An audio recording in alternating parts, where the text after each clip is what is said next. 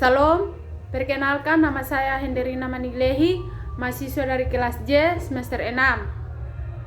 Baik teman-teman, di sini saya akan menjelaskan pengertian tentang keterampilan menjelaskan.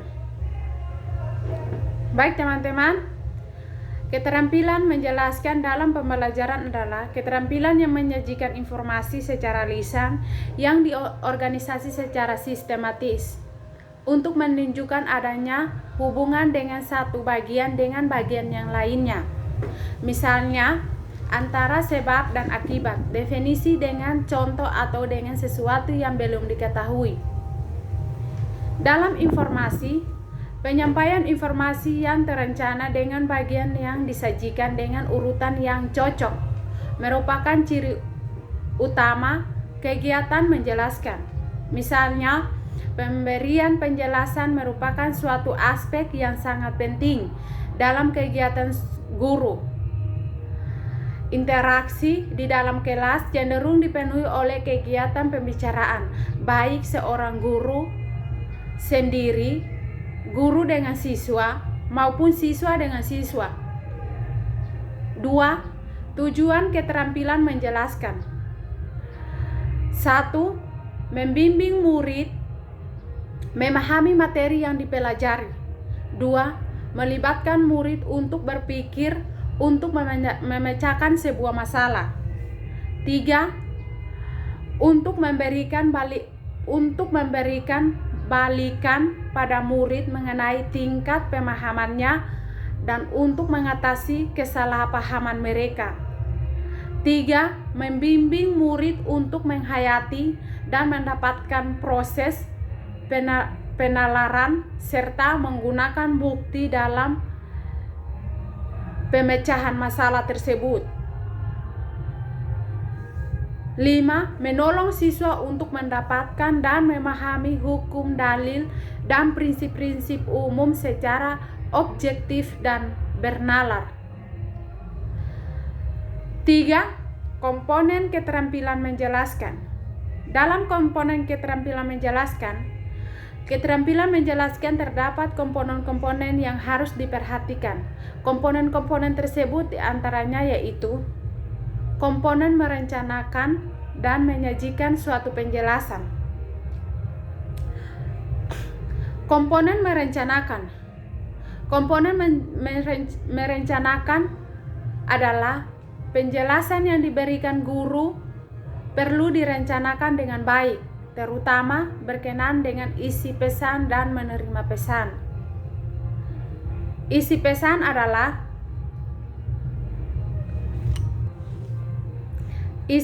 adalah materi yang telah kita siapkan yang meliputi berbagai penyusunan. Misalnya, analisis masalah secara keseluruhan. Dalam hal ini termasuk mengidentifikasi unsur-unsur apa yang akan dihubungkan dalam pembelajaran tersebut dan penemuan jenis hubungan yang ada di antara unsur-unsur yang dikaitkan tersebut dengan menggunakan hukum atau generalisasi yang sesuai dengan hubungan yang telah ditentukan. Misalnya, penerima pesan. Merencanakan suatu penjelasan harus mempertimbangkan penerima pesan. Menjelaskan yang disampaikan tersebut sangat tergantung pada kesiapan anak yang mendengarnya. Hal ini berkaitan erat dengan jenis kelamin, usia, kemampuan, dan latar belakang sosial dengan lingkungan belajar. Oleh karena itu, dalam merencanakan suatu penjelasan harus mempertimbangkan faktor-faktor tersebut. 3.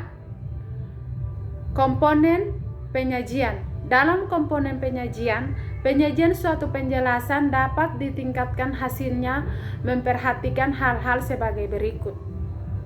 A. Kejelasan. Dalam kejelasan, penjelasan hendaknya diberikan dengan menggunakan bahasa yang mudah dimengerti oleh siswa dan menghindari pengucapan istilah-istilah lain yang tidak dimengerti oleh siswa tersebut. B. Menggunakan contoh ilustrasi. Dalam menggunakan contoh ilustrasi, memberikan penjelasan sebaiknya menggunakan contoh-contoh yang ada hubungannya dengan suatu yang dapat ditemui oleh siswa dalam kehidupan sehari-hari. C. Pemberian tekanan.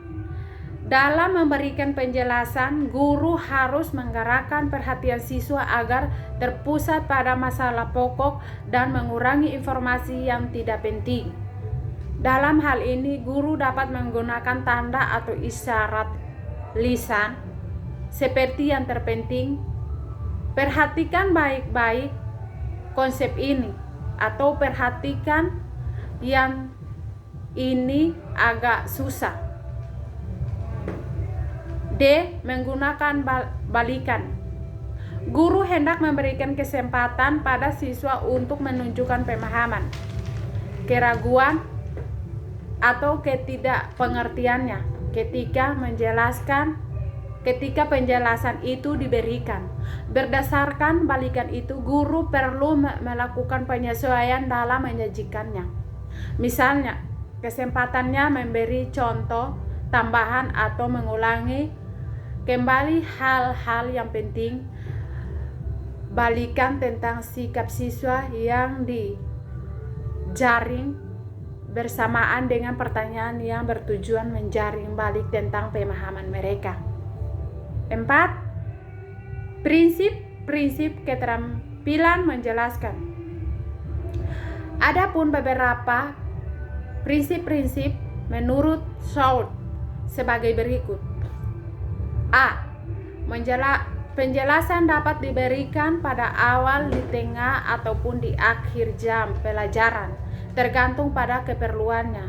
Penjelasan itu dapat juga diselegi dengan tujuan pembelajaran. B. Pembelajaran harus relevan dengan tujuan pembelajaran. C. Guru dapat memberikan penjelasan apabila adanya pertanyaan dari siswa ataupun direncanakan oleh guru sebelumnya. D.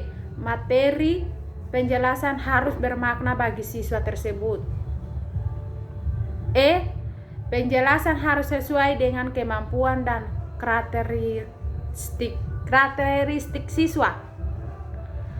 5. Tahap-tahap dalam keterampilan menjelaskan. Menurut Saputri, terdapat 5 tahap dalam keterampilan menjelaskan, yaitu 1. Menyampaikan informasi. Dalam hal ini, secara sederhana menyampaikan informasi adalah memberi tahu dalam konteks pembelajaran. Menyampaikan informasi ini dapat memberitahui peserta didik tentang definisi-definisi atau pengertian-pengertian dasar tentang materi pembelajaran yang akan diberikan oleh guru tersebut. 2. Menerangkan. Pada tahap ini, guru menguraikan istilah-istilah asing yang belum dikenal peserta didik tersebut. 3. Menjelaskan.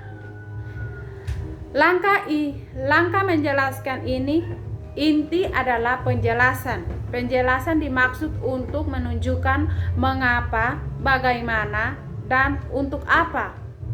Pola penjelasan ini berupa membuktikan hubungan antara dua hal atau lebih yang saling mempengaruhi, bahkan menunjukkan sebab akibat. 3. Pemberian contoh. Untuk menyampaikan pemahaman peserta didik terhadap materi yang telah dijelaskan, berikan contoh konkret secara nyata. 5. Latihan. Langkah terakhir di dalam penjelasan adalah latihan. Latihan peserta didik dengan menjadi hubungan sebab akibat pada fenomena atau peristiwa yang lain. 6. Kelebihan menerapkan keterampilan menjelaskan. Kelebihan menerapkan keterampilan menjelaskan menurut Saputri diantaranya sebagai berikut. 1. Lebih mudah dalam mengembangkan kemampuan siswa dalam menemukan, mengorganisasi, dan menilai informasi yang diterima. 2. Lebih mudah dalam memancing meningkatkan kemampuan siswa dalam membentuk dan mengungkapkan pertanyaan-pertanyaan yang didasari antara informasi yang lengkap dan relevan. 3. Mendorong siswa untuk mengembangkan ide-ide, mengemukakan ide-ide tersebut.